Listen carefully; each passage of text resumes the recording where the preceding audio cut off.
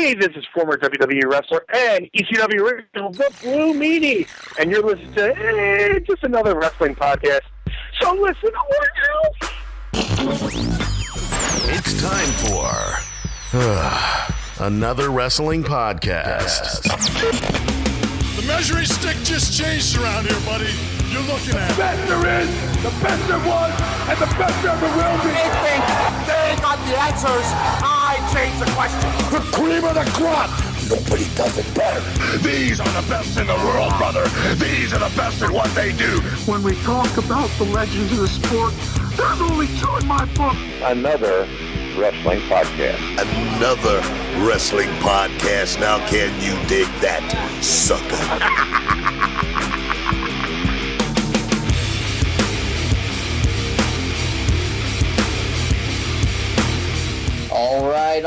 All right.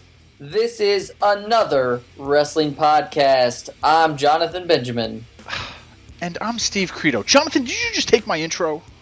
Well, we'll get into that in a little bit, but Steve, I just wanted to talk to you a little bit. I'm back from my triumphant return to the great state of Indiana. I'm now back with you here in the Northeast. And we've got a lot going on. We've got a lot to talk about. Some like great stealing shows. my intro. That was my gimmick. You really need to just let that go. This is episode number 95. Who would have thunk it? We have a very special guest on the show today, Steve. Who will be joining us at another wrestling podcast? Straight from the BWO, the blue guy. The Blue Meanie is going to be joining us a little bit later on the show, so stay tuned for that one. Definitely a not miss interview. No, it's gonna be a really great show today. We've got a lot to talk about. Like I said, we are on the road to WrestleMania, as they say, as the kids say these days.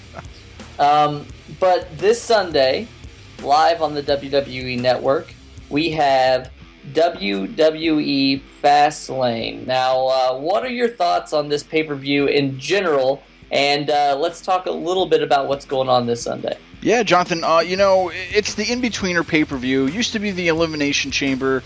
They got rid of it because of maybe too many injuries. Where you see the joke in that one. But now it's Fastlane. It's the year number 2 for Fastlane. In all honesty, Jonathan, as a wrestling fan, you almost don't need this pay-per-view, man. You could go from the Rumble to WrestleMania without a pay-per-view in between, but we're still going to get a pay-per-view in between. It has a few good matches, but nothing crazy that would take away from the next pay-per-view being WrestleMania. I think your biggest match of the night is going to be that main event with Brock Lesnar, Roman Reigns, and Dean Ambrose. I have a few ideas what would happen, but what do you think is going to happen, Jonathan? Is this clearly the stepping stone for WrestleMania now? Listen, I think that this pay-per-view really has no pizzazz, no testicular panache. fortitude? Yeah, sure. What bothers me about it is that now's the time to really be building up WrestleMania. It is 40-some-odd days away, and we don't know anything about The Undertaker. We don't really know anything about these matches. The only thing that we will know after this pay-per-view is who will face Triple H. And if we know anything about the world of wrestling, that can even change. So I'm looking forward to this match, but what I'm afraid of is with Brock versus Roman versus Dean, the fans are definitely going to boo somebody. And who are they going to boo? It's pretty obvious they're going to go after Roman. So if that's your match, if Roman wins, as I would predict that he does, if Roman wins, then at WrestleMania it's going to be Triple H versus Roman, and who are they going to boo then? And I know, it's a lose-lose situation again for poor Roman Reigns. Yeah, unless they're thinking about turning him heel at WrestleMania, and I know that is talked about all the time. It's but I don't know if turning Roman heel is going to do anything. I don't even know how it would be done, but I'm a little nervous. But they always pull it off, and I'm looking forward to WrestleMania. What are your thoughts on this match? Yeah, Jonathan, a few weeks ago on Raw, you had Triple H backstage with Brock Lesnar. Now, I'll tell you what, when you think WrestleMania, you think, big matches, big, larger-than-life matchups. And I'll tell you what, man, out of seeing Brock Lesnar go face-to-face with Triple H, I'm like, I know we saw it at WrestleMania 29, but it wasn't for the championship. And I don't know, man. When I saw that, I was like, right there, that's your match, Brock versus Triple H. And then what do you do to get, because right now you have the Brotherhood or whatever you want to call them of Dean Ambrose and Roman Reigns. What do you do with them? How do you get this, how do you get Brock winning this out of them? This is just me, of course something else is going to happen, but this is just my wishful thinking, to where you do have Roman turn heel against Dean Ambrose, or Dean Ambrose turn heel against Roman Reigns, and then that would be another WrestleMania match right there. Dean Ambrose versus Roman Reigns. In what? For what? I don't know, but I don't know, man. I think that's the only way you're going to save Roman Reigns, like from what you said, from the boos, because if you have him fight Dean Ambrose as a heel or as a face, I don't know. I think it's a better situation for his career than having him go against Triple H, and just I don't know. It's just one of those situations where I think a Brock versus Triple H for the championship would be ideal. I know they really want Triple H versus Roman Reigns, but at the same time, like you just said, man, what will the crowd do? And that's the crowd of crowds. You know what I'm saying? Yeah, and we look back in our past here in 2015 is when we saw Sting challenge Triple H for the match at WrestleMania. So I'm hoping that we get some big moments out of Fastlane just to help push along WrestleMania. And another big match that we have is the new Intercontinental Champion for the second time now, Kevin Owens versus Dolph Ziggler. Now this has the potential to steal the show, as most Dolph Ziggler matches have. So I'm looking forward to this. I really like the Intercontinental Championship, and I kind of wish that it would be brought back to its former glory so people would be able to see that as kind of the stepping stone to the World Heavyweight Championship. Now, I definitely see Kevin Owens walking away with this one again. What are your thoughts on this match? Yeah, man, like you said, that IC Championship needs to shine. It needs another nice match at WrestleMania. Last year we had, kind of like that Money in the Bank match for the IC Championship, which Daniel Bryan won. I hope it's not a ladder match. I'd just like to see a nice one-on-one match this year, for the championship. Save that ladder match maybe for the United States Championship or something. I don't know, but I think Kevin Owens deserves it. He's had one hell of a year. This is going to be his first WrestleMania, so I mean, out of anything, I do not want to see him lose. Dolph doesn't need the IC Championship. I think this would be a great spot for not only the IC Championship to shine, but also Kevin Owens.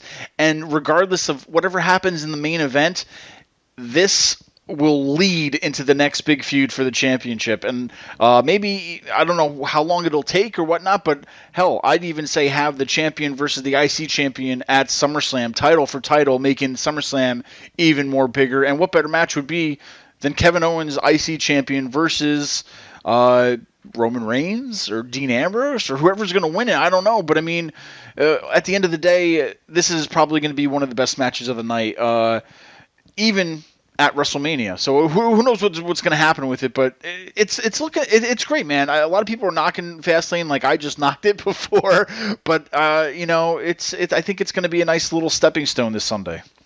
I think it's going to be a nice little stepping stone this Sunday. I thought you were yawning at how bored you were with Fastlane. I thought you were yawning with how bored that you were with Fastlane. So yeah, let's go back to this because as you're copying me now, you stole my gimmick. All right, from the top of the show, Jonathan, and that's how you do it. A little pizzazz right there. But what'd you do, man? Why'd you steal it? Let's first off let's talk about how you stole that from Dazed and Confused, but that's neither here nor there. Art's imitating life, or art. Okay, isn't it a flattery to steal or to copy something, to imitate something? Sweet Jesus, it's imitation is the sincerest form of flattery. That's why you're here, Jonathan, for those moments right there, because I don't know what I was saying, but yeah, it's something like that. You know what I mean? Yeah, I do know what you mean, and that's what we're going to talk about today. How that may not always be the case in professional wrestling. We have the Blue Meanie joining us right now, who is known for being part of the BWO. Now, the BWO spoofed the ginormous mega stable, the NWO. But this isn't the only time that superstars have impersonated other superstars. So I think it's fitting that today we talk about some of the worst wrestling impersonations and maybe our favorite or favorite bad impersonations. USOG. That's right, son of a gun. You made this into one big segue? Yes, that's exactly what I did. That's probably had to be the biggest segue ever in the show to get to the topic. I like it. That's what I do. Well, Steve, we're going to get right into this because over the years, we've had a lot of – it's almost a rite of passage for some of these people. I remember when Shawn Michaels was making fun of Bret Hart, and out came a little person, a little Bret Hart. We've had Booker Wee. We've had all different kinds of people dress up to somewhat get under the skin of their opponent that they're feuding with at the time. Or maybe it's completely unrelated. But who comes to mind whenever we start talking about wrestling impersonations? Who are some of the people that come to mind as maybe they definitely missed the mark? They weren't that great at their impersonation. Right off the top, when you said not that great, unfortunately, I think that's going to have to go to the man himself, Gilbert, who at the end of the day made me laugh when he came out, but it was short-lived. The damn man even won the light heavyweight championship, but it was kind of ridiculous. It was still funny, but it was like, all right, you're not really going to make much of a mark here with it. But Gilbert would definitely stand out on that one for me. Well, it was just announced today that the WWE is going to have a cruiserweight, a World Cruiserweight Series. Maybe we see Gilbert make a return for that. Oh man, is Hornswoggle going to defend his championship that they got rid of? Wow, that's a good question.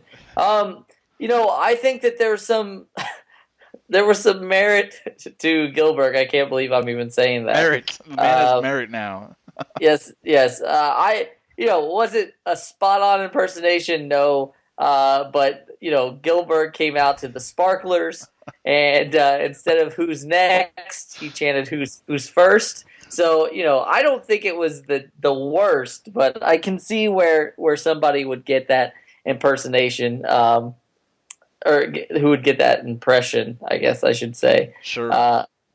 But, as far as worse, I'm thinking maybe some of the people who maybe poked fun at somebody instead of, Gilbert did that, but he wasn't really going for the personal attack, I guess. But the one that really bothers me was when, and it's been talked about to death, the NWO as the Four Horsemen.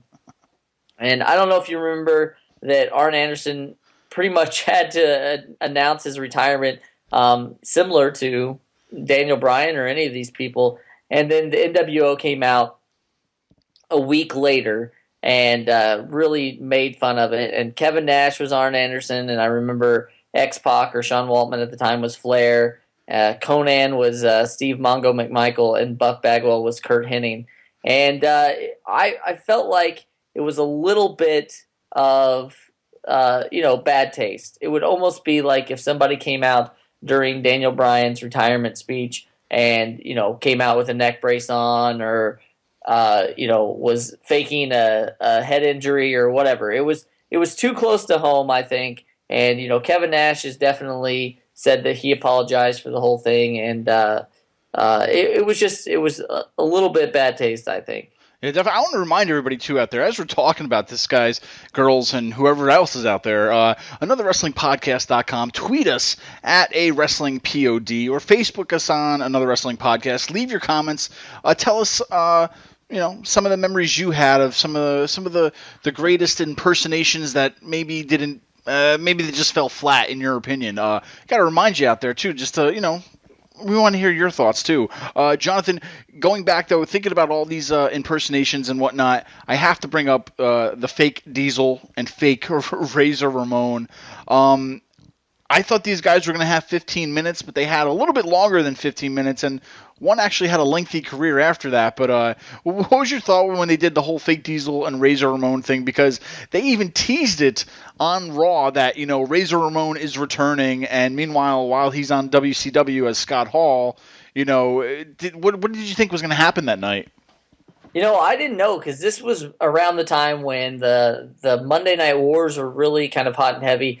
The internet wasn't as big as it is today, and people didn't have all the answers. And so whenever I heard that, Diesel and Razor were back, I was like, man, that was short-lived. These guys were just on WCW. It's going to be great that they're back, because I really enjoyed both of them. But as you mentioned, Diesel was played by none other than Glenn Jacobs, who you probably all know as Kane. But it was terrible. It was horrible. I remember they kind of pumped it up the whole show. Jim Ross was talking about it or whatever. And when they came out, I mean, up until the moment that they pretty much stepped into the ring, I was still thinking, man, there's hope. They're back. These guys are they're back, but it was terrible. And like I said, it didn't even last for 15 minutes. Man, I saw them at a house show in Poughkeepsie. They were on the card wrestling that night. So it wasn't like, hey, we're just going to bring you out. It's going to make a little fun. They put them on the road, Jonathan, and they were wrestling on the road as Diesel and Razor. So I thought that was even more ridiculous than what they did with them. Well, they were literally had like a 5-month span, I think. Their last match was the 97 Royal Rumble. And, I think this was one of those points where Vince was just so upset with what was happening that it was probably a little bit to try to gain viewers back, but it was also probably to show that they weren't as important as they thought they were or whatever. But it really didn't do anybody any favors. Probably, if there was a WWE time machine, this is probably one of those things that would have not happened. Sure. Well, tell me a little bit more. I mean, some of the worst impersonations, because I think a little bit later on we could probably talk about maybe some of the best ones. But while we're talking about some of the worst, who else is on your plate, if you will? I'm going to say the worst one that I've ever seen in my life was the Oklahoma. It was when Ed Ferrara was in WCW at the time, and he was making fun of Jim Ross. I mean, there was no bones about it. It was absolutely him making fun of it. They tried to mock his mannerisms and stuff due to his Bell's palsy, and I know that it made a lot of people mad. A lot of wrestling fans were mad at the time. And, I know that I've had read interviews, I've listened to interviews from both Ferrara and Vince Russo, who was the one that was kind of pushing for it. And I know that they apologized, but still, whenever you watch the network or you watch some of this stuff, it's one of the worst. And it was just mean. Yeah. Like I said, and at this point, Jim Ross's kids are watching this, or family, and it was just there was no reason for it. I understand that all is fair in love and war, but this even seemed just out of line. And you bring up a good point too, because let me ask you this too. So with all these fake impersonations, some of these horrible ones, do you think it's even worth it? I mean, is it just a big FU to the guy who either left, such as like Diesel or Razor, that we don't need you, we'll just make somebody else Diesel and Razor, or how do you feel? Like, how do you think they felt, or why even do it? Why even acknowledge it? Or you know what I mean? What's your thought on that? Like, I mean, at the end of the day, is it just a big FU, or should they have even talked about it or brought it up that they were gone? Is it just being bitter about it now, or what? Well, it's weird because like some of them that we talked about Gilbert, we talked about fake Diesel and Razor, and we talked about Oklahoma so far. Those were all due to, Gilbert was a direct relationship to Goldberg. Oklahoma to Jim Ross, fake Diesel and Razor to real Razor and Diesel. This was battle, I guess, is the reasoning behind that. But there's some, like in the NWO mocking the Four Horsemen, that was within their own company. Yeah. So it's weird to me that you would, because it makes one look weak and one look stronger. You know what I mean? Like the Four Horsemen, probably in a lot of fans' eyes, because this was back in the time when the NWO was really cool and everybody liked them. The Four Horsemen, that is a historic and monumental stable, was made to look, weak and foolish. So I don't know sometimes why they would do that in their own company. And we had that with, we've had fake Undertakers, we've had fake Kanes, and it never really came across as something, at least with the fake Undertaker gimmick that they had. That was when Ted DiBiase went out and said that he found the Undertaker and all that stuff. So there was at least some storyline correlation and stuff. But I would even almost mark that up on the good impersonations, to where it was almost, it wasn't so much as making fun of it as, if I could take you back, if you will, of the Nacho Man and the Hulkster, to when they left, the Huckster, that's right, I know, what am I talking about? The Huckster, that was totally like, F you, like, you guys are old anyway, we don't need you anymore. But at the end of the day, still, it's like, why even acknowledge it? It's just being bitter, though? Yeah, it was... It's one of those things, I guess, that it's Vince or Bischoff at the time had the final say in probably anything that was going on. So it was all brought to them through creative, and then they said yes or no to it. So the buck stops with them, and it was a very strange time in the history of professional wrestling.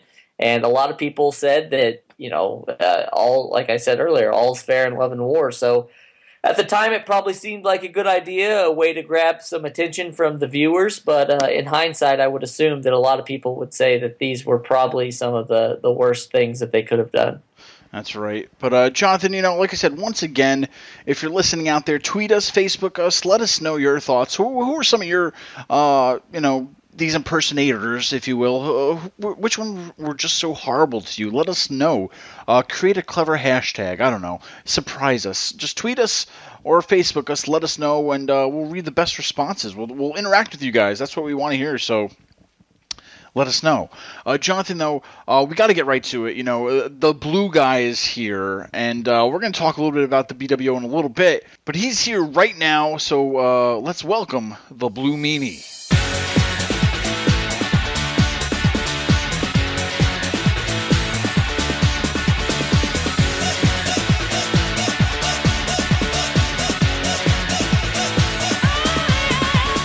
Joining us right now is a man who defied the odds and lived out his dream. He has wrestled all over the world. He's an ECW original, a former WWE wrestler, a trainer, and 1/3 of the infamous BWO. Ladies and gentlemen, please welcome the Blue Meanie.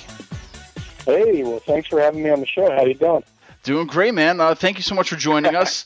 We're going to talk a little bit later about, on April 16th, the Icons of Wrestling down in Philadelphia. We'll get into that a little bit, but, let's get right into it. If we start a little bit at the beginning, how did you initially become a fan of the sport that we all love, pro wrestling? It was very simple. I was just, I was a 7-year-old kid channel surfing, and I just, a friend of mine was, I invited my friend out. I was like, hey, let's go down to the park and, play whatever. And he's like, I can't. I'm watching wrestling. I said, what's wrestling? And I went to his house and we watched it. And the main event was Rick Martel and Tony Gurria losing the tag belts to Mr. Fuji and Mr. Saito. And from then on, I was hooked. I don't remember the matches before that, but I remember, the main event and it being a title change and the important and everything about it just made me fall in love with it. So, it was just, I was like, that's it. I'm hooked. Sure. How did you translate that fandom into a career in the wrestling business? Just, it's something I've always wanted to do, and when I, got into high school, I started, reading the newsletters like Dave Meltzer's and Wade Keller's, and there was ads for wrestling schools, and then there was one for Al Snow's school, and there was one for Malenko School, and when I was playing with the person from there, they were also representing Al Snow. and the economics of it, outdoes school one. But to me, it was just the best choice I probably could have ever made, just because Al was just like a big brother. He's such a great trainer.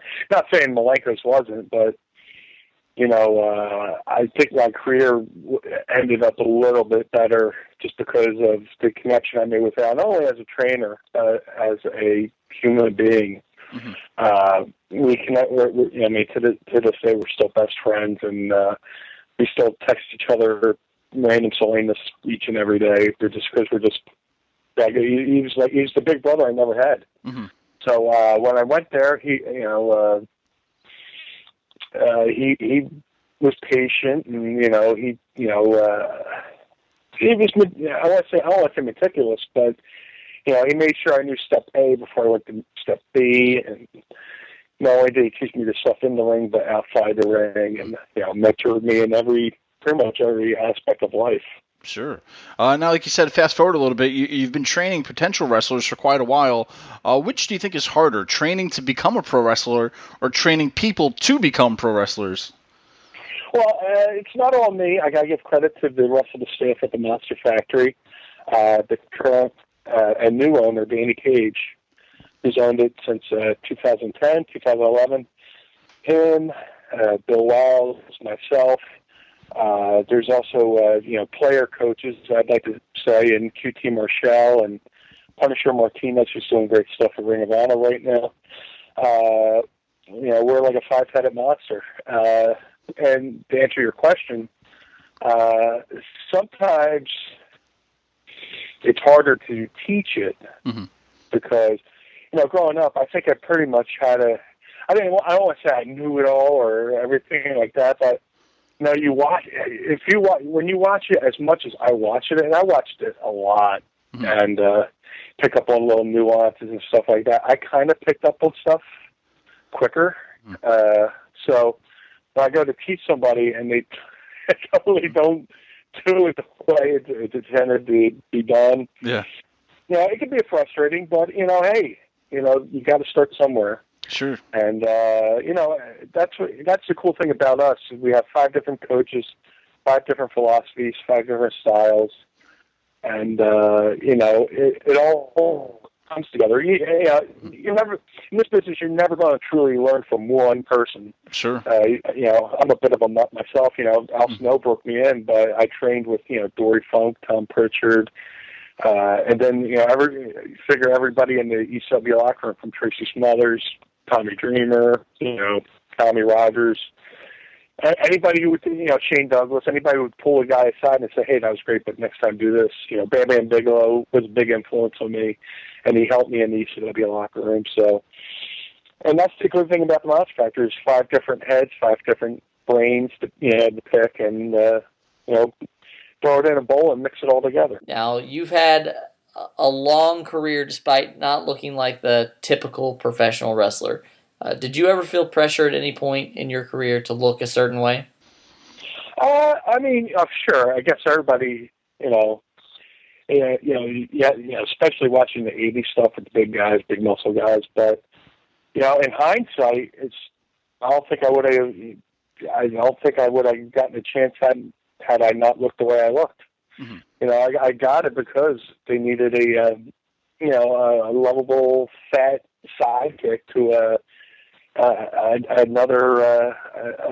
The whole concept was a lackey to a lackey. So Stevie was Raven's lackey, and I had to be his lackey. And he tried to dress like Raven, but he wore half shirt and Daisy Dukes, so to make it even more absurd. Here's this fat guy in a half shirt and Daisy Dukes. So if I had looked like, Charles Atlas or whoever that bodybuilder cartoon was, I don't think I would have got the job. I think I just would have, got lost in the shuffle and been like every other guy. Sure. So, luckily I was, being a big guy, and I like to consider myself agile and inspired by guys like Bam Bam Bigelow. I think that was my in. That was my hook. Sure. So, if I had any other choice, I wouldn't change anything, really. Mm-hmm. Great. Now, early on as a fan, who were some of your favorite wrestlers, growing up? Did you have any, top 5? Tough. I mean, like I said, I mentioned Bigelow, Dr. Death, Steve Williams, Great Buddha, Terry Taylor. Growing up, people come up to me and say ECW was, their favorite promotion. For me, it was still watch UWF. I was a big fan of WWE. Don't get me wrong. That was, the drug that hooked me was, WWF. But then you see something as different as go watch UWF. Yeah. And it was just episodic television that when it ended. Mm-hmm. I was already craving for the next week's show. And, don't talk to me, don't say anything to me. I'm sitting in front of the TV, tunnel vision, staring at the screen, That was my favorite. Sure. Now, as you started your wrestling career, did you feel that some of those may have changed as you started to learn more about the business, as far as, maybe guys that you looked up to growing up? Maybe did you change your mind on some of your favorites, or? No, just because, there's so many. My taste changed. It doesn't mean I stopped liking one thing. It just means at any particular time I'm in the mood for something else. Sure. Mm-hmm. My favorite band of all time is Van Halen. Eddie Van Halen to me is the greatest guitar player in the world. But sometimes I'll be in a Pearl Jam mood, or sometimes I'll be in a Smashing Pumpkins mood, or a Black Crowes mood, or a Slayer mood. Yep. Depends on what mood I am when my feet hit the floor. Sure. Yep.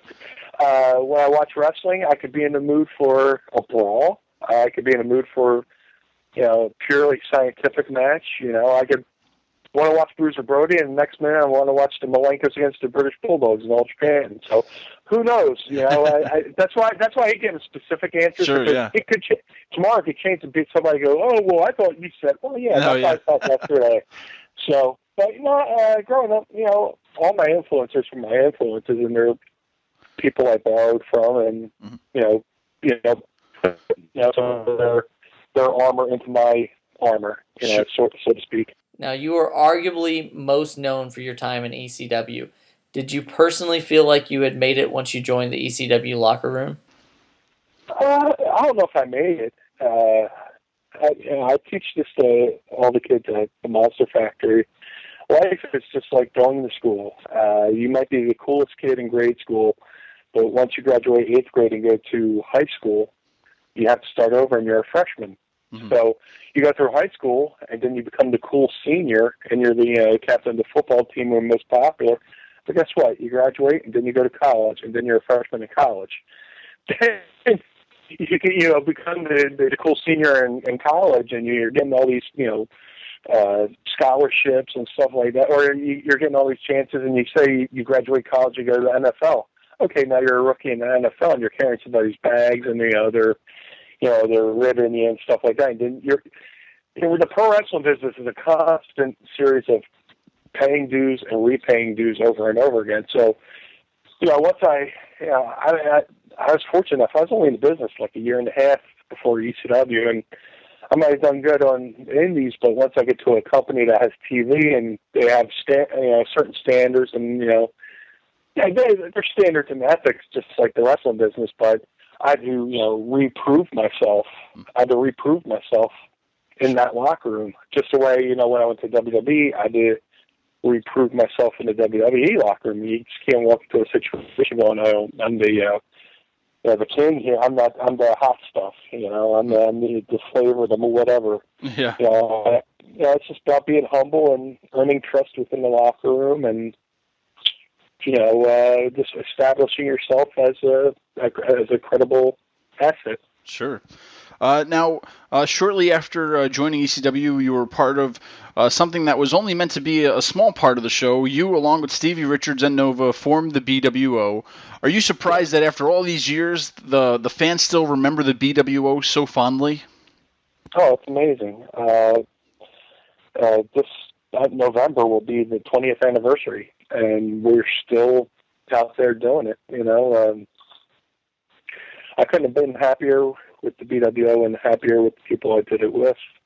With Stevie and Nova. And like I said, it was supposed to be a one-night deal, and the fans picked up on it, and, Paulie and Todd heard the crowd reaction the first night and said, "Hey, we got something here," and it became a vehicle for Stevie's, singles push towards the heavyweight title. Mm-hmm. And he main evented the first ever ECW pay-per-view. He was the co-main event, and me and Stevie had to be in his corner. I mean, Nova had to be in Stevie's corner. So, there's not too many firsts in this business, and the BWO allowed us to do, that first, and it still allows us to, get together every couple months and, go out there and do what we love to do. Sure, definitely. In the BWO, you were the Blue Guy, which was obviously a spoof on Scott Hall. Have you ever talked with Scott about your sincerest form of flattery? Yeah, I mean, all those NWO guys loved the BWO. They knew what it was, and they appreciated it. And in ECW, Scott Hall did like 2 dates. And I saw him, and I was like, "Hey, man, I hope you don't mind."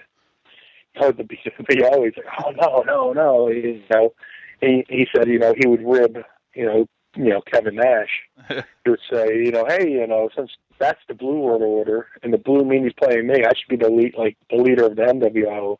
And they would just rib each other, and Sure. Well, I first saw when first met X-Pac in WWE. When we were both in WWE, I was like, "Hey, man, I hope they didn't mind." He's like, "No, they loved it."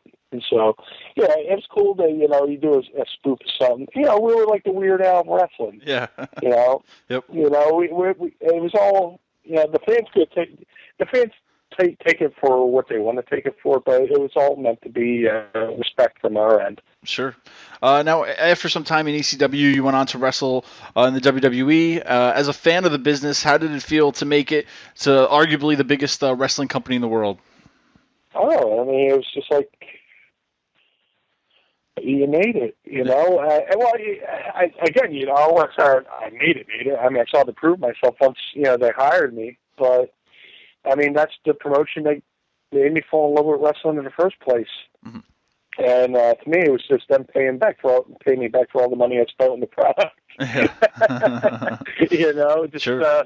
It was a dream come true. I still have my contract to this day. As a little keepsake, and it's cool. I got to go back in 2005, and then they asked me and Stevie along with Joey Styles, to host ECW Unreleased Volume 3. They brought me up to the studios. We filmed a bunch of stuff, and it's just been fantastic. There's a reason why they're the best company, the biggest and best company in the world. Mm-hmm. And it's even harder to get in nowadays. But to get back in, I'm very fortunate to say I worked for ECW during their hottest period, and I got to work, in WWE during one of their hottest periods with the Attitude Era. Definitely. So, I've been very fortunate. Sure. And as we mentioned earlier, that you are training wrestlers at the Monster Factory. What do you think sets the Monster Factory apart from some of the other wrestling schools out there? The determination of the owner, Danny Cage, is awesome. He is one of the most motivated people I've ever met. Danny Cage, not only he wrestled. He's a Monster Factory alum. He did amateur wrestling. Our other co-trainer, Bill Wiles, he's a Monster Factory alum. He did amateur wrestling. T. Marshall trained at the Monster Factory. He did amateur wrestling. And Punisher Martinez, I'm sure he did that as well. So you got four minds both who trained at the Monster Factory, who did amateur wrestling. So they're pretty well steeped in, conditioning. Mm-hmm. We do a lot of, circuit training, stuff like that. The reason why the Monster Factory is the best school in the country is, or even the world, we're part of the Paulsboro Amateur Wrestling Club. So on one side of the building, we have all amateur wrestling. On the other side, we got 2 rings. We have a full weight room in the building itself, full facilities. And now we also have a secondary building called the Muff Factory Recruitment Center, which is part of another company that also does boxing and mixed martial arts. So we have 2 buildings, 2 schools, and it's a fantastic place to, get your feet into the business because you got, such great trainers, such great minds, and such great connections. I mean, so in this business, that's what it's about as well. So the Muff Factory is probably, it's definitely one of the, there's a couple great schools in this country, and we always acknowledge schools like, the 3D Academy, Lance Storm, and all the other, some of the other schools, because you need to have a network of, Sure. Yep. good schools, because, sometimes we'll bring in trainers from other schools.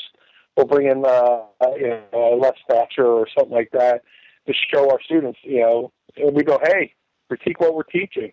And, to this day, people still, we have endorsements from everybody from, Les Thatcher to Ring of Honor.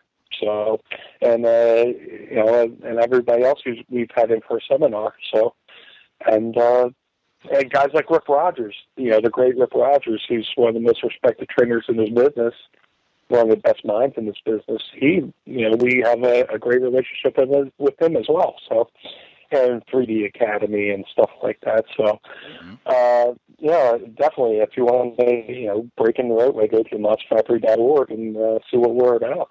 The Blue Meanie's popularity seems to have only gotten bigger over the years. Are you excited to have your very own action figure, and what can you tell us about that process? Well, it's so overwhelming. For a while there, it hadn't even dawned on me that I had never had my own action figure. Yeah. And and then I had seen that the wonderful company, Figures Toy Company, is putting out a line of Ring of Honor figures and independent wrestlers.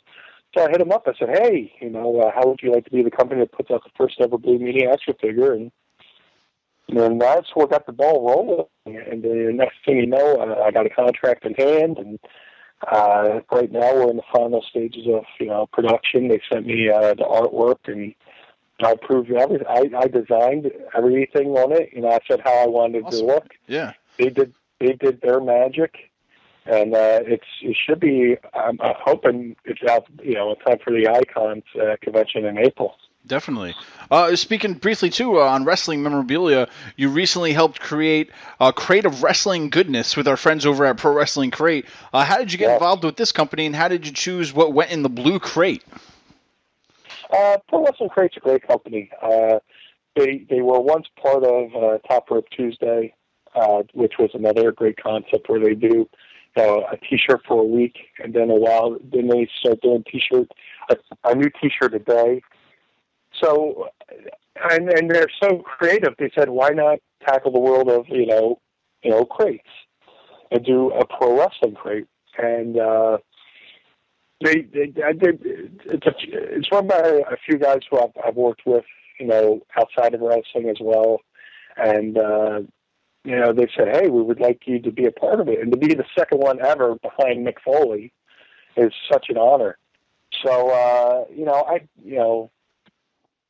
they would throw ideas at me, and I would come back and say, that's great, but how about this?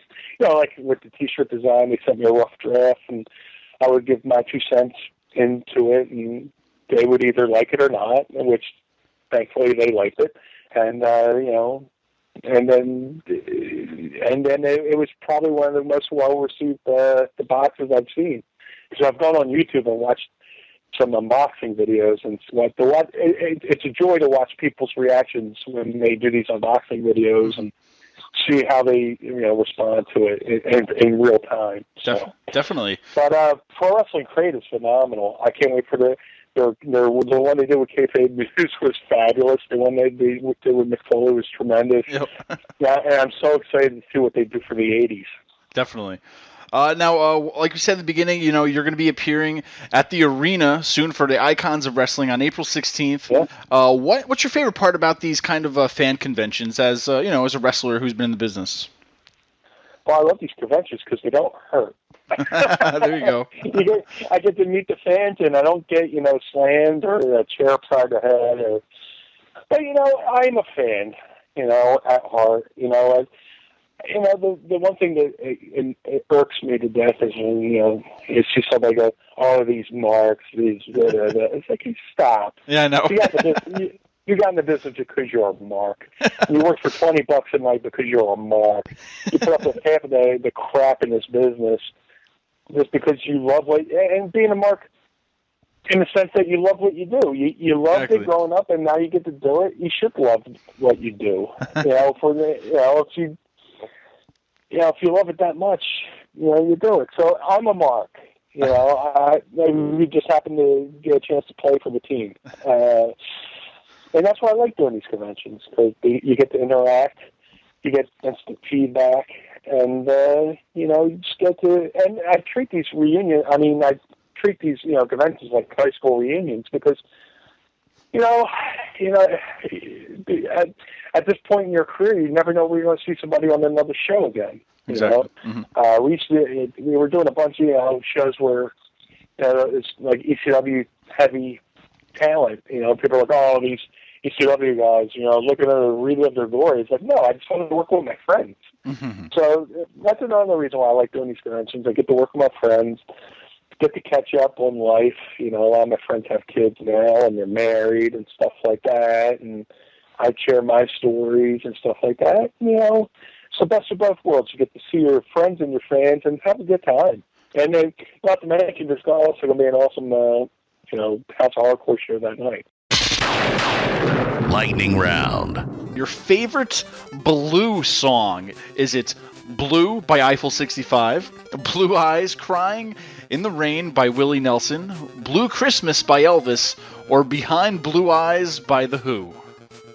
I'll have to say Blue Christmas by Elvis because it was my grandma's favorite song, and it's also the song they played when me and Stevie went to Times Square for Christmas as the BWO. So there's that. All right. As part of the lightning round, we want you to explain your personal importance to the WCW pay-per-view Halloween Havoc 1990. Oh, that I'm in the front row for as a fan? was that the one? That's it, yep. Yep. I was there, and I think I'm in front row for that, and I think we chanted at Vader to use a steel chair on Nikita Koloff, and he did, and it was craziness. All right, who was harder to work under, Paul Heyman or Vince McMahon? Neither were hard to work under because they gave you opportunity to really do whatever you want. But with Paul Heyman, there's a little bit more fearlessness. I love working for both. I'm not, I'll gladly work for them again if I had to do it all over again. But I love the rebellious spirit of ECW. ECW is punk rock. So as much as I loved working for Vince McMahon and making money, the spirit of ECW was so much fun. All right. Now I went to school in Philly. The biggest question in Philly is about cheesesteaks. What's the Blue Meanie? Pat or Geno's? Pat's or Geno's? If I had to truly pick, I would say Tony Luke's. Oh. But if I had to pick between Pat's and Geno's, I would say Geno's because I've gotten to know the people there, and they've always been very cool to me. And I got they gave me the special treatment of actually eating inside. I got the time to go and all that stuff. So Geno's gets points for brownie points. They always say in this business of wrestling, you have many acquaintances, but very few friends. Who's your best friend in the wrestling business? Oh, best friend in the wrestling business is Al Snow. He's a guy I talk to on a daily basis, and like I said, I wouldn't be here without him. There's plenty of times I wanted to quit, and he talked me off the ledge. And heck, my second day of my first day of bumping, he had to get I was about to get on my get back in my car and drive back to Atlantic City from Ohio. So, but yeah, absolutely, my best friend in this business is Al Snow. All right, and last but not least, other than wrestling, what is the Blue Meanie passionate about? Other than wrestling, you said? Yeah. My passion is just music. I love wrestling and music. All right. Those are two things, if I'm not watching wrestling, I'm listening to, music on the radio or watching a concert or something like that. It's great escapism. Awesome. Now, in this land of social media, where can the fans keep up with you these days? Besides being on America's Most Wanted, you can find me at Twitter, twitter.com/Blue Meanie BWO. You can find me on my Facebook page at facebook.com/Brian.Heffron, HEFFRON. Right now I'm at the max, so there's a little button where you can click follow, and you can follow me on Facebook. On Instagram, you can find me on Instagram at Blue Meanie BWO. And at Pro Wrestling Tees, we've talked about the BWO. If you want a BWO shirt, go to prowrestlingtees.com/Blue Meanie. And I got a few other things in the works right now, and they'll be coming out soon. So at a later date, I'll announce that. But if you want to come pester me, no, I'm just kidding. If you want to come talk to me, that's where you can find me. Great. Well, Blue Meanie, we thank you so much for joining us today. We'll see you at the Icons of Wrestling on April 16th. Thanks again. Awesome, and you have a great night, and thanks for get to meet the great fans at the Icons event. All right. Well, we want to thank the Blue Meanie for coming on and joining us today. A great interview and an even better person. That's right. And Jonathan, just a little side note for everybody in all seriousness, Brian, the Blue Meanie, he lost his mom recently, and there's actually a GoFundMe page that people started. It's GoFundMe.com/PG3ZERDM. If you head on over to that link, they're raising some money right now to help cover the funeral costs for his mom who recently passed. So if you guys can take a minute out of your day, head on over there, throw a few bucks into this, and just help Brian out. And our condolences go out to him and his family for this. Promo of the week. It's a day that I'm certain my guest at this time will not forget. I'm talking about the former Intercontinental Champion of the world, Macho Man Randy Savage. Nothing means nothing. Nothing means nothing. Nothing means nothing. What do you mean by that? I'm talking about all the way to the top, yeah. Unjustifiably in a position that I'd rather not be in, but the cream will rise to the top, oh yeah. Macho Madness, yeah, has got more to offer than President Jack Tunney thinks that I got. Yeah, and I'm going to tell you something right now. Cards stacked against the Macho Man Randy Savage in WrestleMania 3. Yeah, let me say it, yeah. Let me say it out loud. And let me point to the president of the World Wrestling Federation. The Macho Man Randy Savage is not happy with your decision, yeah. I am the cream in the World Wrestling Federation. Wait a minute, and there is no doubt about it, yeah. You, Mean Gene Okerlund, you know that I'm the cream of the crop. Wait a minute, though, Randy. I've got to ask you very seriously. Do you blame Mr. Jack Tunney, the distinguished president of the World Wrestling Federation, for Ricky Steamboat being the Intercontinental Champion today? Yeah, I do, yeah. Outside interference, yeah. In my moment of glory. Yeah, now I'm living in a nightmare, and I am the cream. And now, not only the Intercontinental Heavyweight Championship belt must fall, but the World Heavyweight Championship belt. Because Hulk Hogan, yeah, I am the cream, yeah. The cream of the crop. And there is no one that does it better than the Macho Man Randy Savage. On balance, off balance, doesn't matter. I'm better than you are, yeah. And I'm talking to everyone in the World Wrestling Federation. And I'm even talking the President Jack Tunney, yeah. I'm on my way. And nothing is gonna stop me. Nothing's gonna stop me. You know, just out of curiosity, Randy, and I certainly don't want to diminish your tremendous God-given talents, but I'm very curious. I haven't seen Elizabeth lately. Yeah, she's on the outside of the ring. Does she interfere in matches? Yeah. Nothing, zero, yeah. Pure athlete, yeah. And I've been, maligned from the top to the bottom. And because they can't handle the Macho Man Randy Savage, the cream of the crop, nobody does it better. Today's show is brought to you by... Hey, Jonathan, I know obviously you're a big pro wrestling fan. The last time I hung out with you, you had a lot of unique pro wrestling items on you and with you. Where do you get all this merchandise? Well, Steve, for once in your life, you can be just like me, and all of our listeners out there can be just like me as well. I get my one-of-a-kind wrestling merchandise from ProWrestlingCrate.com. Now, Pro Wrestling Crate is one of the latest crate subscriptions that you can get, but the best part about this is it's so unique and different than any of the other crates that are out there.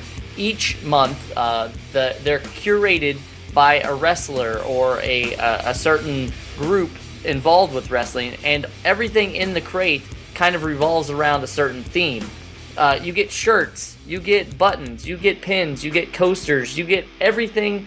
And most of this stuff is one of a kind. If you don't get it, if you don't subscribe to Pro Wrestling Crate, then you really aren't going to be able to get this stuff. And if you want any more information, be sure to go on over to our friends at Pro Wrestling Crate. You can follow them on Twitter at PWCrate. They also have an Instagram, who doesn't these days, at Pro Wrestling Crate. And you can go to their website and sign up, which we highly suggest you do, at ProWrestlingCrate.com. Hey, now I know. All right, guys, check out Mania Crawl this year. If you're headed down to WrestleMania, you're going to want to go to this, especially if you're a pub crawl kind of a fan. So, you know, you've been out drinking or whatnot with your friends, and you did a little pub crawl. Well, this is a Mania Crawl. So during WrestleMania weekend, they're going to be starting in Dallas down there. You can find out all the information on maniacrawl.com. But guys, all the money raised is going to be going towards Connor's Cure and the Children's Hospital. They have an official donation page you can check out at givetochildrens.org. They're also going to be selling Mania Crawl t-shirts via Teespring until February 28th. Teespring kicks back around $6 per shirt, which is also being donated towards Connor's Cure and the Children's Hospital. So be sure to check that out at teespring.com/maniacrawl. And they've also teamed up with Uber. They will be the official designated driver of Mania Crawl 2016. They're going to be creating a code they'll probably be announcing soon. Make sure you stay tuned to maniacrawl.com. This code will earn new riders their first ride for free up to $20.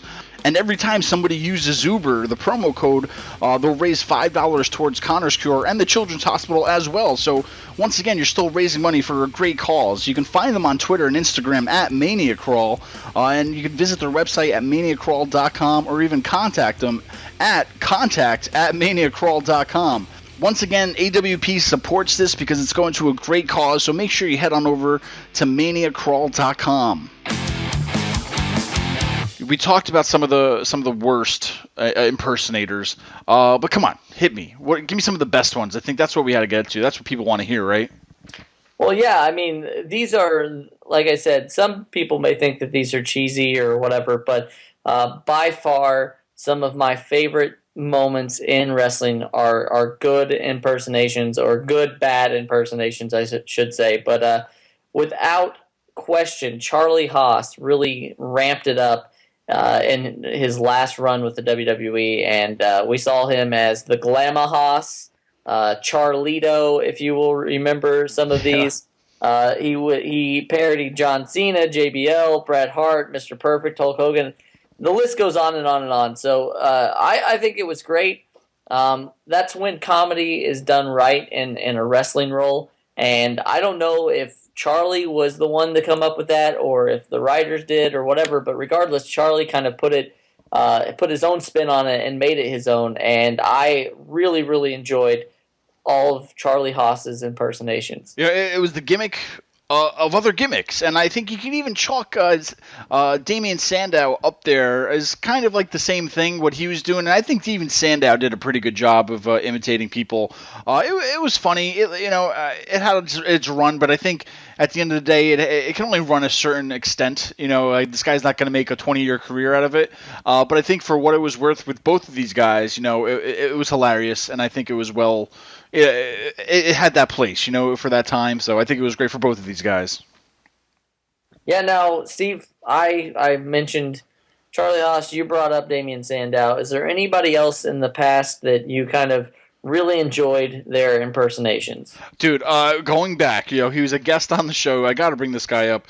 Jason Sensation. You might know him as portraying Owen Hart in the DX Nation of Domination parody. When I first saw this guy, he was obvious that he wasn't a wrestler, so I was like, well, who is this? Well, what is he doing? I want to hear him talk. And as soon as he opened his mouth of I'm not a nugget, and just copying Owen Hart, it was just so hilarious. I wanted to know more about this guy, and he actually ended up having a little bit of a career after that with the WWE and whatnot. So I think that was one of the most memorable non-wrestlers to ever impersonate somebody that they did on like Raw or TV or whatnot. It was just hilarious. And if you guys haven't had a chance to listen to Jason on our show, make sure you head on over to anotherwrestlingpodcast.com, or you can check out the interview on YouTube, youtube.com/anotherwrestlingpod. Hilarious. I can't wait to have him back on the show. Jonathan, I can't speak enough about Jason Sensation. Yeah, he is a great dude, and everybody go out there and check out Jason Sensation. But the one that really, it was more of a storyline, and this is what I was saying earlier, it really added another layer, and I think that was the CM Punk when he portrayed a Jeff Hardy not too long ago. And, this really was great. I really appreciate what they were doing with this. It was kind of straight edge versus Jeff Hardy, and CM Punk came out, looked pretty much identical to Jeff Hardy. It was hard to tell the difference, and then once again CM Punk kind of made fun of the fact that Jeff Hardy was no longer with the company, and I thought it was done brilliantly. And like I said, it doesn't always have to be comedy. This one can be very real and part of a very cool and gritty storyline. That's right. And Jonathan, speaking of some of the best ones, we didn't even talk about it, but we just talked to him. The BWO, Jonathan, when this happened in ECW, when you first saw it, you knew what they were doing. You knew that it was obviously an NWO parody, but I don't know, what was your first impression of this? Because it was just ridiculous, and these guys even eventually turned this out to great careers for all three of them, even extending into the WWE from this. Yeah, they're three guys. They may have not really been doing all that great on their own, separately. Whether they were thrown together or whether they said, hey, we've got an idea, and Paul Heyman said, shoot, go for it, whatever. The whole was better than the parts, I think. I think that they played off of each other. Stevie Richards, Nova, and Blue Meanie all were great in their roles as, they parodied the NWO, the original NWO, very well, and I appreciated the parody, and I don't know that Nash, Hall, and Hogan did, but I think that it's one of those parodies that stand the test of time even to this day. Yeah, man, it was great because it was like it's a parody, but it wasn't like the old world order or something. It was like it was a world order, but they just made it blue. It was just ridiculous. It was definitely thinking outside the box of how could we imitate this great thing happening right now in WCW and just kind of like come up with their own little shtick on it.